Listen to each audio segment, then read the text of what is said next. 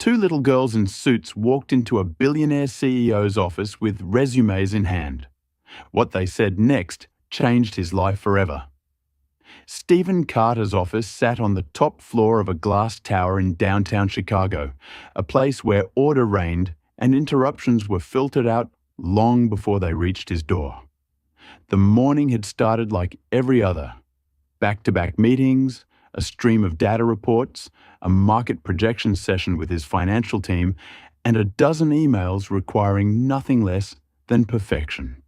Stephen, the CEO of Carter & Company, was known for his precision, his cold decisiveness, and his uncanny ability to predict numbers before they hit the page. Tall, sharply dressed in a pale blue suit, with dark brown hair immaculately styled and ice blue eyes that rarely betrayed emotion, he ran his empire like a machine, efficient, logical, unfeeling. But that particular morning, something cracked the machine's rhythm. At precisely 10:03 a.m., his assistant Margaret knocked. She never knocked unless it was critical. When she opened the door, she looked uneasy, which immediately caught Stephen's attention more than her words. She cleared her throat and said, "Sir, there are two little girls here to see you. They say they have resumes." Stephen blinked. "I'm sorry, did you say little girls?" Margaret nodded, clearly unsure whether to laugh or panic. "Yes, twins, maybe 7 or 8 years old. Identical, blonde, glasses. They're wearing shirts and ties. They say they came for a job." He stared at her for a long moment, assuming it had to be a joke. Maybe a prank sent by a rival firm or some viral internet stunt. But Margaret looked too genuinely confused for that. "Send them in," he said, finally, leaning back in his chair. "Let's see what this is about." Less than a minute later, the heavy doors to his office opened, and in walked two tiny girls dressed in white button-down shirts, red ties, black skirts, and polished shoes. Their hair was neatly brushed into matching ponytails, and they carried slim red folders clutched tightly to their chests. Each wore round glasses. They walked side by side with a kind of focus and seriousness that belonged more in a courtroom than a corporate skyscraper. Stephen stood, his brows lifting slightly. "Girls, are you lost?" One of them stepped forward. Her voice was soft, but completely steady. "No, sir. We came to apply for a job." He looked at them carefully. Not just children playing dress-up. Not just wandering in for attention. These two had an unusual kind of composure, like they knew exactly what they were doing and why. He gestured to the chairs in front of his desk. "Sit," he said, almost testing them. They did, quietly, without fidgeting. "I'm Stephen Carter," he said. "I run this company. May I know your names?" "I'm Avery Holland," the first girl said. "I'm Amber Holland," the second added. "And what kind of job do you believe I have available for people your age?" "We've prepared proposals," Avery said, opening her folder. "Market strategy simulations," Amber continued. "We analyzed your Q2 reports and have some ideas." Stephen's curiosity now overtook his disbelief. He opened the folder in front of him. Inside were printed documents, color-coded graphs, basic balance sheets, stock movement diagrams, and a short write-up that suggested adjusting Carter & Co.'s investment approach in a small but thoughtful way. The language was surprisingly clear. The math was correct. The suggestions were not childish. "Who helped you prepare this?" he asked, slowly. "Our mom," Avery said. "She was a financial analyst," Amber added. "She homeschooled us. We've been learning economics since we were 4. Stephen swallowed. "And where is your mom now?" There was a beat of silence before Avery answered, looking him directly in the eye. "In the hospital. She has cancer. Stage 4, Amber added, her tone just as calm. "We need to help pay for her treatment." Stephen felt something shift inside him, a dull throb in his chest, not from pity, but from something deeper: recognition. The kind that happens when the world tilts slightly and you realize you're no longer standing where you thought you were. He leaned back in his chair. This was not a game. These girls weren't here for attention. They were here because their world had collapsed, and someone had taught them that intellect, not tears, might be the only way to survive it. And in that moment, for the first time in his life, Stephen Carter didn't feel like a CEO. He felt like a man who was about to make the most important decision he'd never expected to face. Stephen Carter couldn't stop thinking about the girls even after they had left his office. For the rest of the day, his meetings passed in a blur. PowerPoint slides and strategic forecasts faded behind the image of Avery and Amber sitting calmly across from him in their oversized shirts and red ties, explaining portfolio diversification as though it were just another after-school subject. The way they spoke, the maturity behind their eyes, the way they worked in tandem without needing to interrupt or correct each other, it was as if they had spent years preparing for that very moment, not as a performance, but out of necessity. He sat alone in his office long after the building had emptied, staring at the folders they had left behind. He had kept them, telling himself it was just for reference, but as he read through them again, he knew it was more than that. Their work, though simple, was undeniably competent. No, not just competent, thoughtful. They had used actual company data, charted basic market responses, and even proposed contingency plans based on quarterly fluctuations. He'd seen full-grown analysts submit reports with less insight. He found himself opening his laptop and typing their mother's name into his internal HR database. Then the financial networks he trusted. Jenna Holland. She had indeed worked as a financial analyst. Her reputation was solid. No red flags, no scandals. Her last published article was a breakdown of post-recession consumer spending behavior, sharp, clear, persuasive. And then, a sudden stop in her career. He followed the timeline and saw what the girls hadn't said directly. She had left her career just a few years ago, most likely when their father had walked away. Stephen didn't know why it bothered him so deeply. Maybe because he had always believed success was purely a result of effort, focus, and will. But these girls had applied all of those things, not for fame or pride, but because their world was slipping out from under them. He leaned back in his chair and rubbed his eyes. It wasn't just their intelligence that struck him. It was their discipline. Their mother had clearly taught them everything she knew, but it was more than academics. She had given them structure, focus, and resilience. The next morning, before anyone else arrived, he called Margaret. "Find out which hospital Jenna Holland is in," he said. "I want confirmation, and make it discreet." By 10 a.m., he had his answer. Jenna was in a public hospital on the city's west side. Stage 4 cancer confirmed. Insurance was minimal. Family contact, none listed. Primary visitors, 2 minors, listed as daughters, Avery and Amber Holland. He sat with that information for a long time. There was no one else, no backup plan.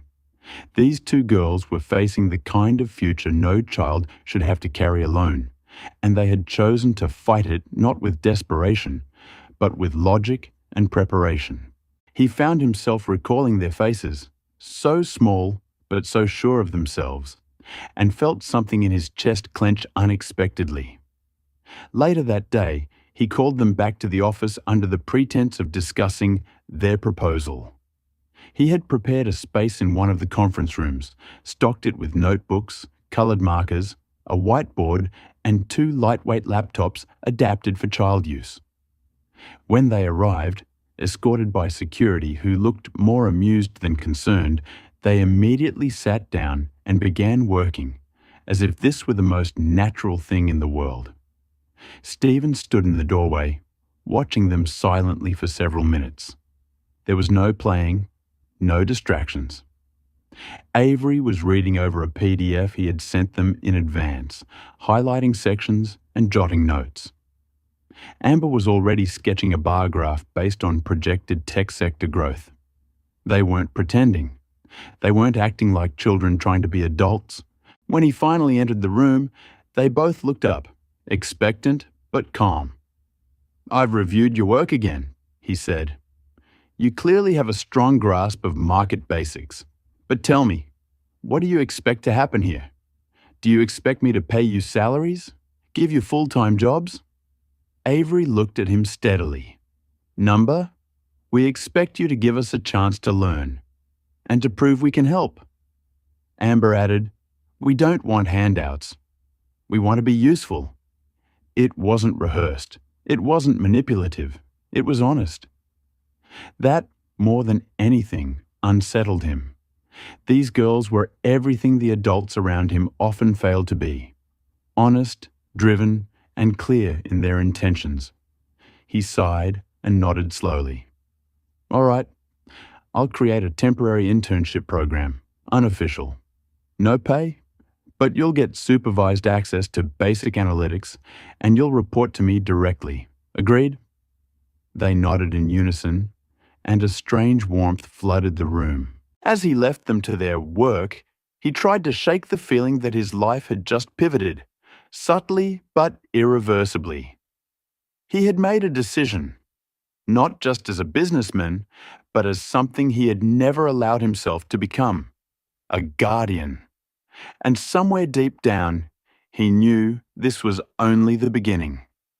Over the next several weeks, the office began to shift in quiet, almost imperceptible ways. It didn't happen all at once, and no one dared to speak of it directly, but everyone felt it. The atmosphere, once sterile and cold like the numbers they dealt in, grew warmer. Where there had once been only the rustle of reports and the clicking of keyboards, there were now small voices, the tapping of tiny shoes, and the occasional, restrained giggle that echoed from the far end of the 12th floor. At first, the staff thought the two little girls were simply a passing curiosity, something strange and temporary, like a CEO's eccentric experiment. But as the days turned into weeks, it became clear: Avery and Amber weren't going anywhere. Stephen had given them a space of their own, a repurposed glass-walled conference room near his office. It had started as a quiet corner with a few child-sized chairs, a laptop, and some office supplies. But slowly, it transformed. By week 2, the room had a whiteboard filled with basic financial formulas in colourful marker. There were posters of bar graphs they had made themselves, and sticky notes labelled with terms like equity, diversify, and risk tolerance. There was a logic to their setup, a system to how they worked together. Avery often began the day by reviewing economic headlines, while Amber translated that information into visuals or mini presentations. They gave each other feedback, corrected mistakes without offense, and functioned more efficiently than some of the junior analysts Stephen had fired in the past year. He didn't micromanage them, he simply watched. When he had time between meetings, he would glance in through the glass wall to see them debating something over an open spreadsheet or scribbling calculations across their notepads. Once, passing by unexpectedly, he heard Amber explaining short-term market volatility using a stack of sugar packets and a paperclip. Avery corrected her with a quiet, "That only applies if we're talking about emotional sell-offs," and Amber adjusted the explanation without missing a beat. Stephen didn't interrupt. He just stood outside the room and stared, wondering how on earth children who had barely lost their baby teeth understood things that took most adults years to grasp. More than once, a visiting investor or partner would pass by and do a double take at the sight of the two tiny interns. Stephen always explained it with a quiet, measured line. Temporary research assistants. Special case. He didn't elaborate, and no one pressed him for details. That was part of the unspoken rule when it came to Stephen Carter. You didn't question what you didn't understand, especially if he seemed dead serious about it. Despite their growing presence in the office, the girls remained strangely unobtrusive. They were never loud, never demanded anything, never distracted from the larger operation. In fact, several employees admitted that their productivity had increased, if only because they didn't want to look incompetent in front of the CEO's young protégés. It was humbling to watch two 7-year-olds calmly dissect revenue trends while half the boardroom scrambled to explain a dip in quarterly earnings. But what began to trouble Stephen, quietly, deeply, was how rarely the girls mentioned their mother. They never complained, never asked for help, never once used her illness as a bargaining chip.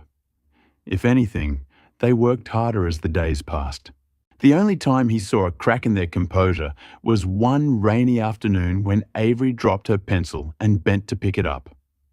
For a second, she froze beneath the desk. When she emerged, her eyes were red, and her hands trembled slightly as she tried to resume writing. Stephen didn't say anything, but that moment lodged itself in his mind like a splinter. Later that evening, long after the girls had gone home with the car service he arranged for them, he sat alone in his office. Outside, the rain fell in a steady rhythm against the windows. He stared at his reflection in the glass, the same carefully constructed man he'd been for years, and for the first time, he asked himself a question that didn't have a tidy answer. Why did he care so much? These weren't his children. He wasn't responsible for their pain. And yet, he couldn't stop picturing Avery's eyes behind her glasses, filled with a sadness too old for her years. He didn't sleep that night. Instead, he read everything he could about Jenna Holland's case. Her condition had worsened. She was in and out of consciousness, undergoing an aggressive round of treatment that, according to the hospital reports, was likely a last effort. There were no family members listed, no backup plan, just two names, Avery and Amber, listed as primary contacts. And the girls knew it. They were carrying that weight silently, showing up every day to work as if they could somehow earn enough knowledge or impress the right adult to stop what was happening to their mother. The next morning, he called a private oncologist and asked for a consultation, sparing no expense. He also contacted his legal team and asked them to begin looking into emergency guardianship procedures quietly. He hadn't told the girls yet. He wasn't even sure what he'd say. But something had shifted in him, and there was no turning back. That day, when Avery handed him a freshly printed chart on startup valuations, he took it without looking, and instead asked, "Have you had breakfast today?" They exchanged a glance, confused by the change in subject. "Just toast," Avery admitted after a pause. "Bagels from the break room?" Amber added, as if to soften the truth. "Come with me," he said, standing. They followed him to the executive kitchen, and he made them both sit at the table while he prepared a proper breakfast: eggs, toast, sliced fruit. They watched him silently, almost suspiciously, but when he set the plates in front of them, something eased in their posture.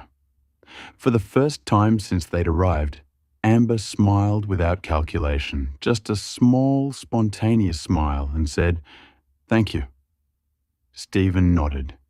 But the truth was, he wasn't sure who he was doing this for anymore, them or himself.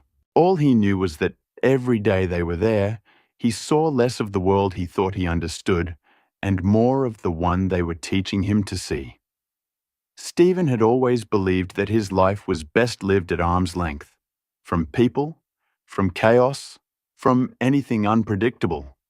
He had built his empire that way, through control, structure, and an unwavering focus on outcomes. But ever since Avery and Amber had stepped into his office that strange morning with their red folders and quiet determination, his rules had started to blur. And now, only a month later, he was no longer the same man. He still wore the tailored suits, still ran a company valued at over $1 billion, still scheduled his day down to the minute. But in between conference calls and board meetings, he found himself worrying about what the girls had for lunch, whether their shoes fit properly, or if Amber's cough, barely noticeable to anyone else, was getting worse. It wasn't just his world that was changing. The girls, too, were transforming, but in subtler, quieter ways. Though they still arrived early and stuck to their routines, he could see the edges softening. They laughed now sometimes. Amber started doodling on her notepads, tiny rockets and market charts with smiling faces.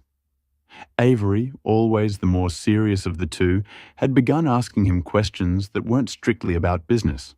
Things like what his favorite book was as a child or if he believed in luck. He wasn't always sure how to answer, but he did anyway.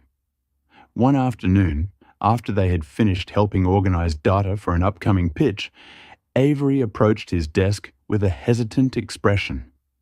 She clutched a slip of paper in her hand and extended it silently. Stephen took it, unfolding it carefully. It was a hospital visitation schedule. "Our mom," Avery began, her voice unusually uncertain. "She's getting worse. They said we might not have much time. Can we go visit her tomorrow? We'll make up the work after." Stephen didn't answer right away.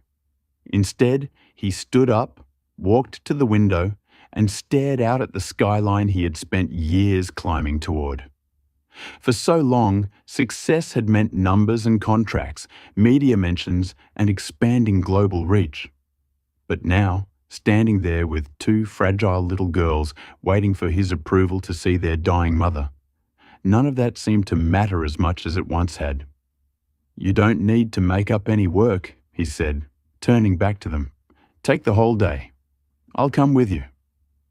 They both stared at him in surprise, as if the idea of an adult volunteering to step into their personal life was foreign territory. Amber opened her mouth to say something but didn't.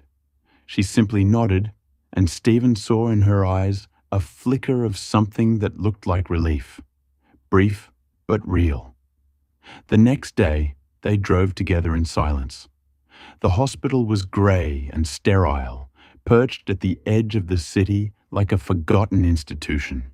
Inside, the walls were pale and the lights too bright. Stephen walked beside the girls, his usual stride slower, more uncertain. They knew exactly where to go, as though they had memorized the path long ago.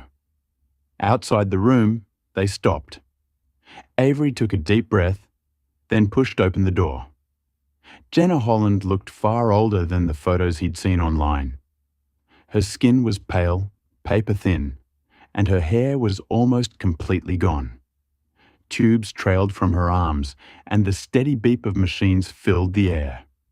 But when she saw her daughters, she smiled, not brightly, but with all the strength she had left. They rushed to her side, each taking a hand, and for several minutes there were no words, just the quiet connection between a mother and the children who had held her world together. Stephen remained near the door, unsure of his place. But then Jenna looked over at him and said, "You must be Mr. Carter." He nodded. "Stephen, thank you," she whispered, "for everything you're doing for them." "I'm not doing enough," he said, almost before he realized he meant it. She smiled faintly. "You're doing more than anyone else ever tried to do. That counts." They spoke only briefly. Jenna was too tired to say much, but before they left, she asked to speak to him alone. The girls hesitated, but stepped out, trusting him without needing to be told to.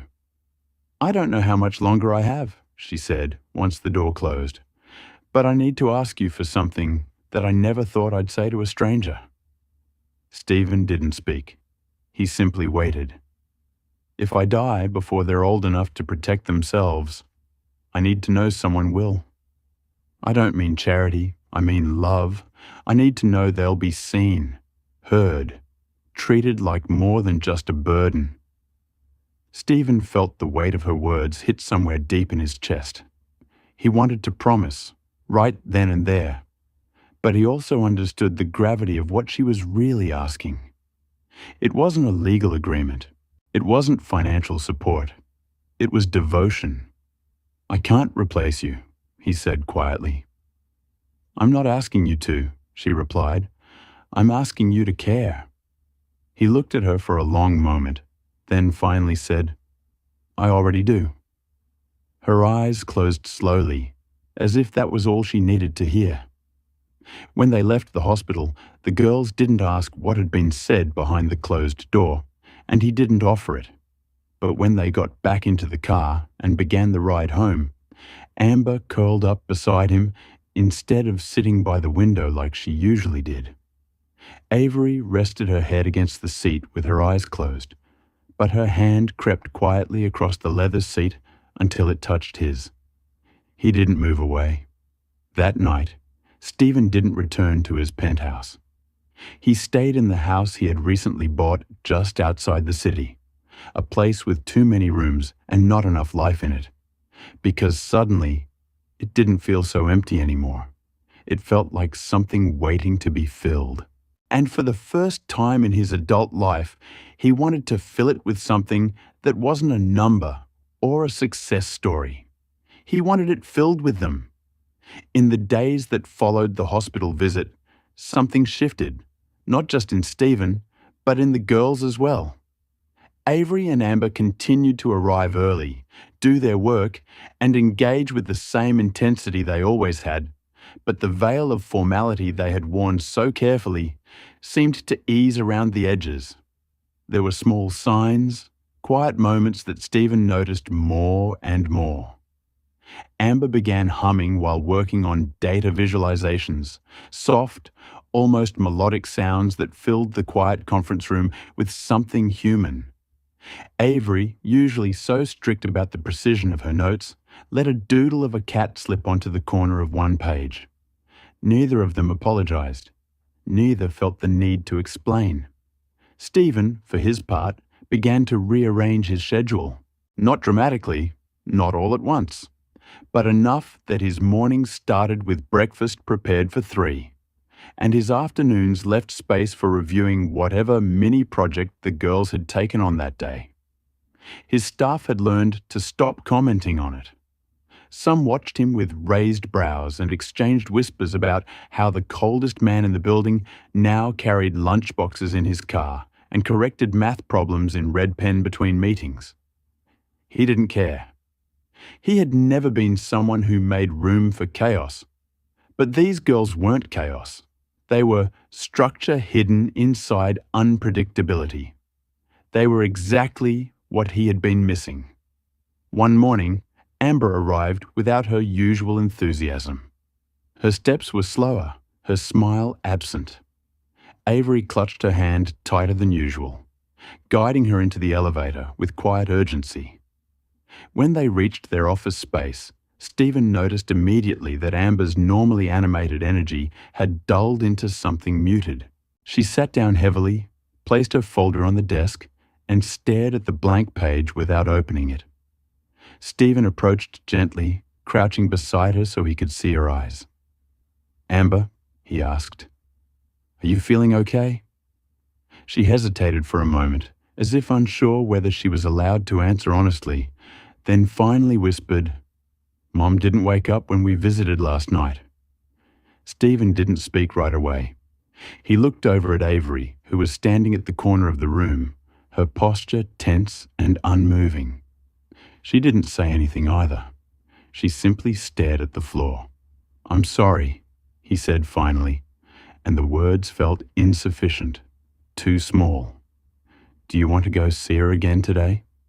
Amber nodded, then shook her head, then whispered, "We're scared it'll be the last time." Stephen stood slowly and walked over to the window, needing a moment to gather his thoughts. His heart, so used to operating in strategy and numbers, had no script for this. He turned back toward them and said, "Then we won't wait. We'll go now. I'll cancel everything." Amber looked up in surprise. "You can't cancel work." "Yes," he said, grabbing his coat. "I can."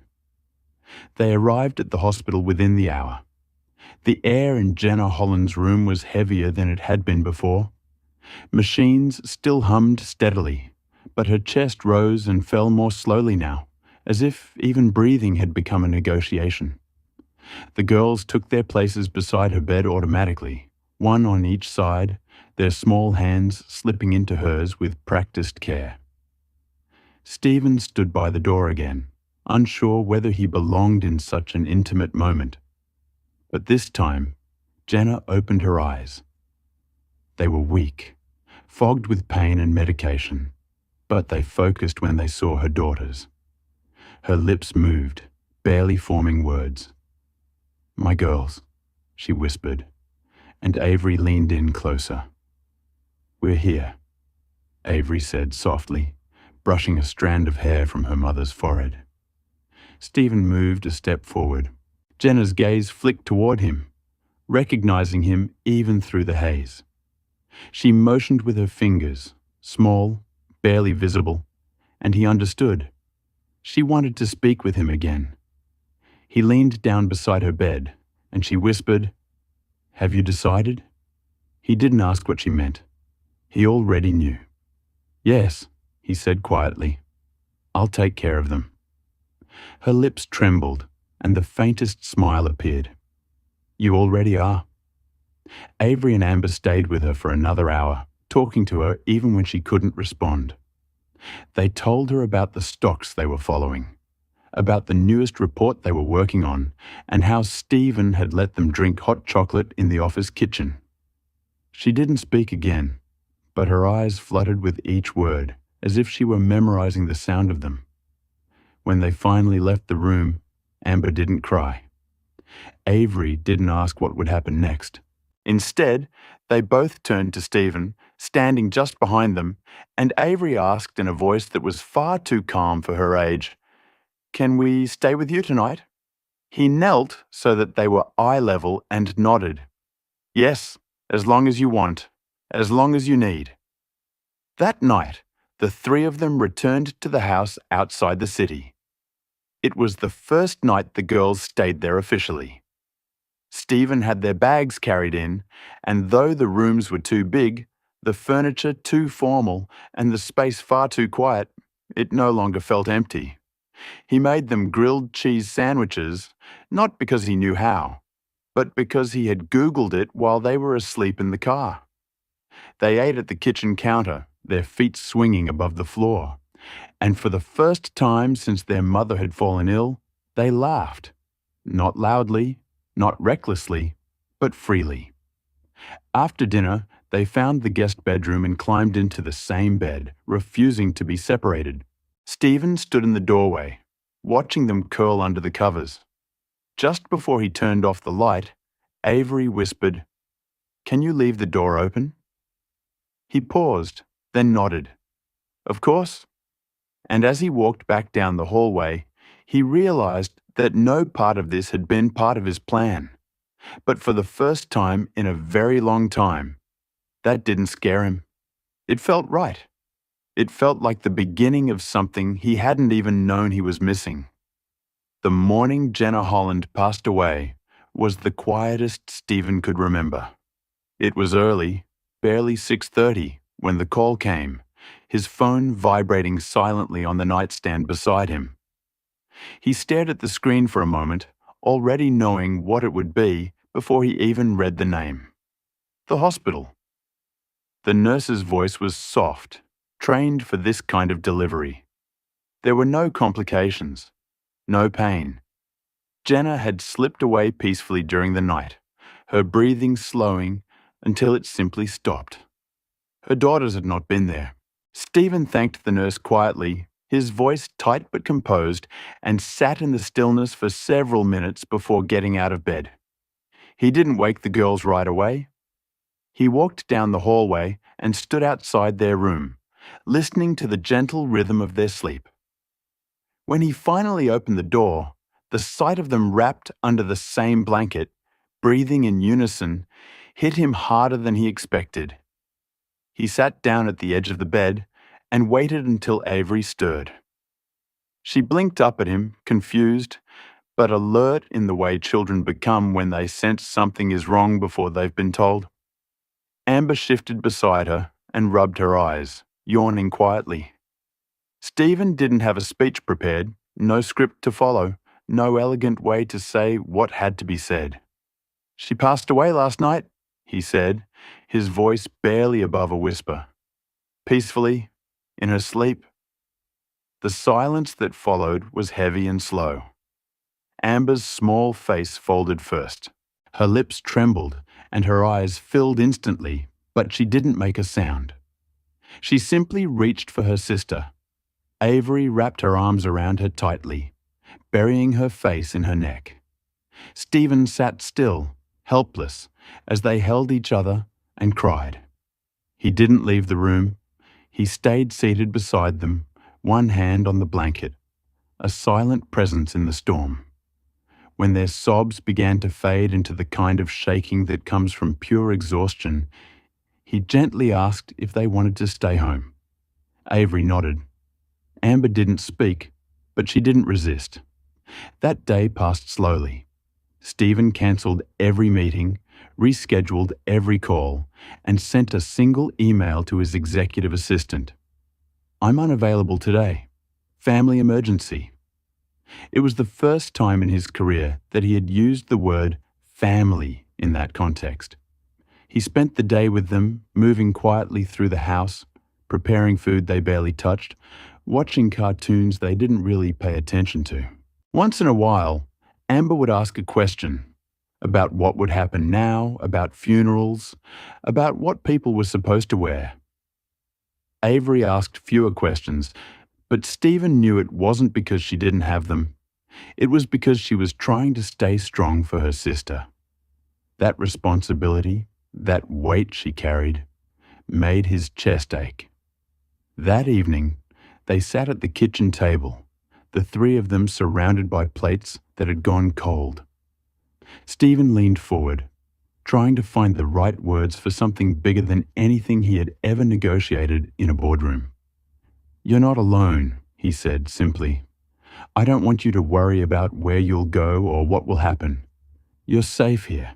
If you'll let me, I'd like to become your guardian officially, permanently." The room was still. The girls looked at each other. There was no dramatic response, no gasps or sudden hugs. But Avery blinked quickly and whispered, "She wanted that. Mom wanted that." Stephen nodded. "I know. She asked me before she passed. I promised her I would protect you." Amber finally looked up at him, her eyes red but steady. "Will you still let us go to the office?" He almost smiled. "Only if you promise to keep correcting my spreadsheets." That night, he called his lawyer. Emergency guardianship paperwork had already been started days earlier when he'd asked them to prepare it just in case. Now it was no longer theoretical. It was necessary. Within 24 hours, temporary legal custody was granted pending court approval. The next few days were hard, filled with phone calls, funeral planning, logistics no child should ever have to witness. Stephen shielded them from as much as he could. He arranged everything, quiet, tasteful, exactly as Jenna would have wanted. Only a small circle was invited. He stood behind the girls at the graveside ceremony, his hands resting lightly on their shoulders, anchoring them. When the final words were said and the casket was lowered, Amber reached up and slipped her hand into his. He closed his fingers around hers and didn't let go. That night, after the guests were gone and the house was dark and still, Avery knocked on his door. "I don't think I know how to be okay," she said. Stephen set aside the work he hadn't really been doing and looked up at her. "You don't have to be okay right now," he said. "You just have to keep waking up. That's enough." She stepped inside and sat beside him, and after a long pause she asked, "What if she forgets us?" "She won't," he said without hesitation. "But if you're ever afraid of that, we'll remind each other. Every day, if we have to." He didn't know exactly when the shift occurred, when the girls stopped being a responsibility and started feeling like part of him. Maybe it had happened the day he let them eat cereal in the conference room. Maybe it happened when Jenna trusted him with their lives. Or maybe, quietly, it had begun the moment he looked across his office at two tiny girls in red ties and decided to listen. All he knew for sure was that grief had wrapped its arms around the three of them, not as a final ending, but as the painful beginning of something entirely new, something they would have to build together, piece by piece, day by day. And he would be there for all of it. Spring arrived slowly that year, almost shyly, as if the season itself wasn't quite sure how to show up after the weight of winter. The mornings were still cold, but the air began to smell different, fresher, less heavy. Trees outside Stephen's house started to bud, small green leaves unfolding with stubborn gentleness. And for the first time in weeks, light filtered through the windows without feeling intrusive. Inside, the house no longer felt like a museum. It breathed again. It adjusted. It began to carry sound. Amber's humming as she brushed her teeth. Avery's soft footsteps heading to the kitchen early to make tea. The click of keyboards in the evenings when they chose to finish small tasks together at the breakfast table. There were still hard days, still moments when grief crept in like a shadow they couldn't quite shake, but it no longer swallowed them whole. It just existed alongside everything else. At the office, their presence was no longer questioned. Everyone knew them by name. Employees stopped acting surprised when they appeared at meetings or quietly slipped into brainstorming sessions, carrying their folders and notebooks like they belonged there, because they did. They had even started contributing more actively. Stephen gave them small but real tasks, proofing minor reports, summarizing basic trends, and sitting in on certain internal reviews. Avery had a knack for spotting patterns most analysts missed, and Amber had started drawing simplified diagrams that his marketing team found more intuitive than their own. One Friday afternoon, Stephen hosted a quarterly check-in with several investors and key department heads. The room was packed, suits, graphs, tension in the air. Stephen had planned to keep the girls out of it, not because he didn't trust them, but because he knew how ruthless corporate environments could be. But right before the meeting began, they knocked on the glass wall of the boardroom. He looked at them, then at the long table filled with skeptical faces, and simply gestured them in. They walked in calmly, took two chairs at the side of the room, opened their notebooks, and began listening as if it were the most natural thing in the world. Halfway through a presentation on market volatility, one of the newer financial managers made a prediction based on a shaky assumption. Stephen was about to speak up when Avery raised her hand. The room went quiet. The young man presenting froze, confused. Stephen looked at her and nodded. "Your assumption depends on last year's Q3 pattern," she said clearly, but that pattern was an anomaly. It was driven by supply chain delays, not actual consumer behavior. The correlation won't hold this year. There was a pause, then a shift. A few heads turned. Someone whispered, "She's not wrong."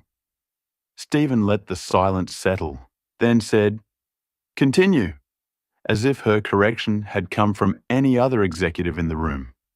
The meeting resumed, but the energy had changed. By the end, no one was looking at them as a novelty anymore. They were participants. After the investors had left and the conference room was empty, Avery looked up at Stephen and asked, "Was it okay that I said that?" He knelt beside her chair and said, "It was more than okay. You were right, and you were brave." Amber beamed.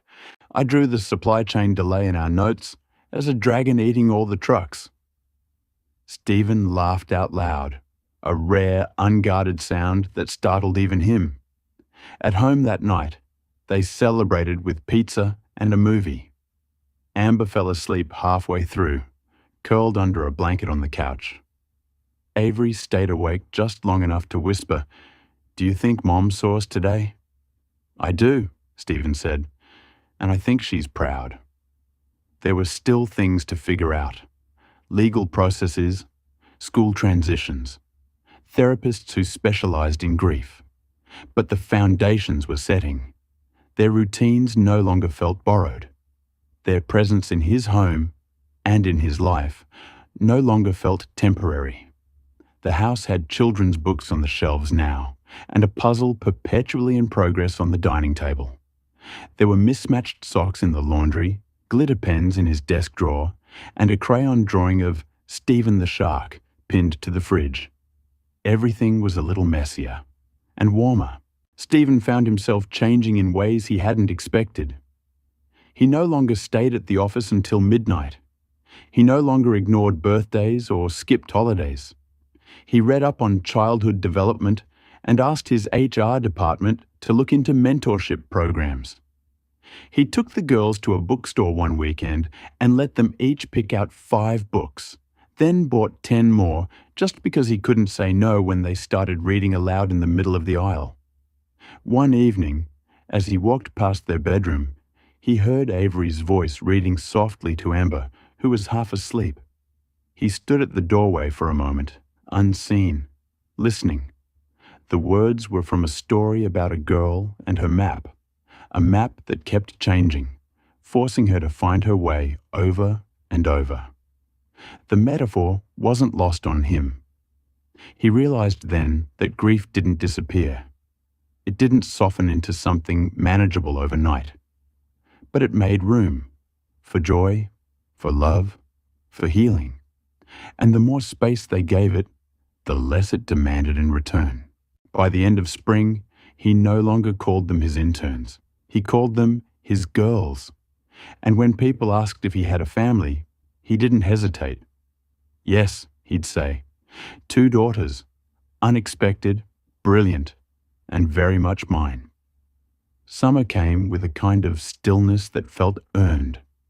After months of loss, adjustment, and rebuilding, life for Stephen, Avery, and Amber began to find a steady rhythm, one not dictated by tragedy or survival, but by something simpler and softer.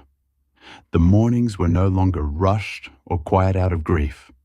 They were filled with cereal bowls clinking, debates over who got to use the last clean spoon, and discussions about which tie Stephen should wear to his meetings. The girls were sleeping in their own rooms now, each decorated in the colors they'd chosen themselves. Avery's walls were pale green and lined with shelves of books, while Amber's were bright yellow with maps and posters of constellations she couldn't yet name but wanted to learn. Stephen had changed in ways no one could have predicted, least of all himself. He still showed up to the office early, still led board meetings with his signature calm authority, but his days were no longer carved out by bottom lines alone. He left early when school let out. He attended parent-teacher meetings. He signed permission slips and learned the names of every girl in Avery's chess club and every boy in Amber's art class. His life had become filled with small, specific things: missing buttons, forgotten lunches, handmade cards slipped under his office door. And for the first time in his adult life, he welcomed the interruptions. When the girls' final custody hearing came, he dressed more carefully than he ever had for any investor meeting. His tie was slightly off-center, and Amber fixed it without saying a word, standing on tiptoe with tiny, confident fingers. They sat in a waiting room full of other families in various states of disrepair or hope. Stephen held both girls' hands as they waited to be called in. And though he was surrounded by chaos, he felt a calm resolve, unlike anything he had experienced in the boardroom. This wasn't a deal to close. It was a promise to make official. The hearing itself was short. The judge, a warm woman with silver hair and a voice like weathered wood, read through the case file and asked only a few questions. The girls answered calmly, politely. Avery spoke first, explaining how Stephen helped her with math in the evenings, and Amber followed by saying he made the best spaghetti in the world, even if he always burned the garlic bread. Stephen answered questions too, about Jenna, about his commitment, about his future plans for the girls. When the judge looked at them and smiled gently before saying the words, "The petition is granted." Guardianship approved. There was no fanfare, no music, no dramatic gasp. Just a long, quiet exhale from all three of them. Avery squeezed Stephen's hand. Amber rested her head on his shoulder. He signed the papers, and just like that, they were a family. Not by blood, but by every choice that had followed the first one. That night, they held a celebration in the backyard. Nothing grand, just pizza, string lights, and a movie projected on the wall. Some of Stephen's closest colleagues came. Margaret brought cupcakes. Even his notoriously reserved head of finance showed up with a board game and pretended not to cry when the girls hugged her. Avery and Amber wore matching dresses they'd picked out themselves, and Stephen, in jeans for the first time in years, grilled hot dogs badly and let them laugh at his lack of skill. As the sun set, Avery stood up in front of everyone and, in the most matter-of-fact voice imaginable, said, "Thank you for helping us get here. Our mom taught us how to think, but Stephen taught us how to live again." Amber, never one for speeches, simply grabbed Stephen's arm and said, "You're the best dad we could have imagined." Stephen didn't cry, not in front of everyone, but later, when the house was quiet again and the girls were asleep upstairs, he sat alone at the kitchen table with a glass of water and let himself feel everything: grief, relief, gratitude, love. It overwhelmed him in the best way. He looked around at the cluttered countertop, the papers covered in glitter glue, the forgotten sock under the chair, and knew that this mess, this joy, this noise, was what life was meant to feel like. In the weeks that followed, they created new traditions. Sunday morning pancakes became a ritual, no matter how uneven they turned out. They read one book together every month, sometimes a fantasy, sometimes a classic, always with a discussion at the end. The office adjusted too. The girls had summer desks there now, and no one batted an eye. Their presence reminded everyone that even in a world of numbers and deadlines, there was space for humanity. By the time fall came, Stephen no longer introduced them as his wards, or even just Avery and Amber. He said, without hesitation, "My daughters." And when people looked surprised, he smiled, not with pride in himself, but in them. They had chosen him as much as he had chosen them. Their lives had started in heartbreak, but they were no longer defined by it. They had built something from the ruins, carefully, quietly, and completely. And in doing so, they had all found something they didn't know they were looking for. Not just healing, not just safety, but home. In my view, the ending of this story isn't just heartwarming, it's deeply meaningful. It doesn't rely on dramatic twists or grand declarations, but instead honors the quiet power of choice, healing, and found family. What began as an improbable encounter between a hardened CEO and two grieving, brilliant little girls slowly grew into something authentic and lasting. Stephen didn't set out to become a father. He didn't even know he was capable of that kind of love. But love arrived anyway, disguised in matching glasses and red ties, and demanded to be acknowledged. The girls, too, didn't look for a savior.